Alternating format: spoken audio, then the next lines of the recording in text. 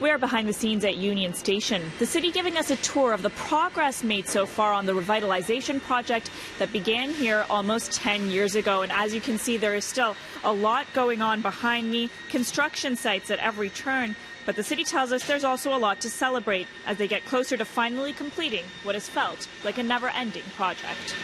None of this area existed prior to this revitalization project. That's correct. Entering a space that has been years in the making.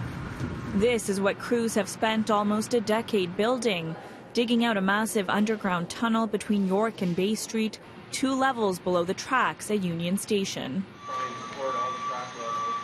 A space that will soon be filled with retailers, a fresh market, and triple the space for commuters to get around. So all of this is new, all these pillars, everything is new. How complicated is it to do something like this? It's extremely complicated. Complications that led to lengthy, highly criticized delays. The original end date for the revitalization project was 2015.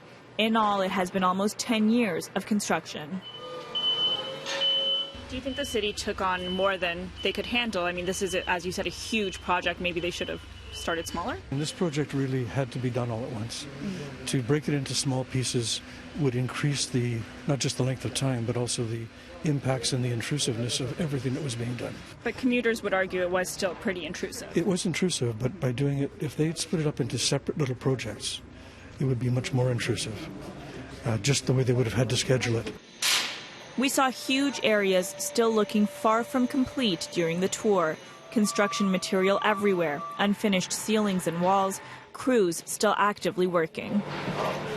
Why did you guys decide to do this tour today? Why now? It seems like there's still a lot of work going on. There is a lot of work going on, and it's important that you and through you, frankly, that the public see that with summer approaching and things are happening downtown and more, tourists coming into the city, that there is actual progress happening, that there's really a lot of accomplishments that have happened to date. There's more still to happen, just so everybody has a sense of where we're at and where we're going, and that there is indeed light at the end of this tunnel. Ahead on City News, the new deadline for completion of the project, plus what commuters can expect to see in the new retail and fresh market areas. Earlier in the show, we took you on a tour of the areas still under construction at Union Station. For almost 10 years, the city has been revitalizing the busiest transportation hub in the country. It feels like it's sort of never ending, but there is light at the end of the tunnel. Once complete, there will be more than 100 retailers at the station. 30 of them are already open, and this massive portion underground, 2 levels below the tracks at Union, will become a new fresh market, touted as the best of Toronto.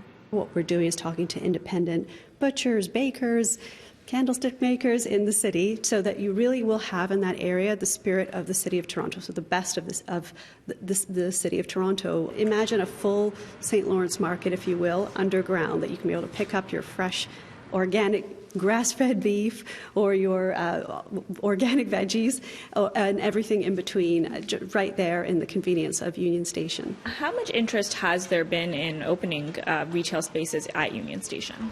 There's a lot. This is the busiest building in the country, so it's over 300,000 a day. Are there any concerns that commuters are kind of always in a rush, right? Maybe they won't always be stopping and shopping. Have retailers expressed those concerns to you? So we actually have performances and programming and a full calendar of special events. And what we've found is more and more people are coming down to experience Union Station as a destination. So when is the new deadline? The city is anticipating a full completion of this project by September 2020.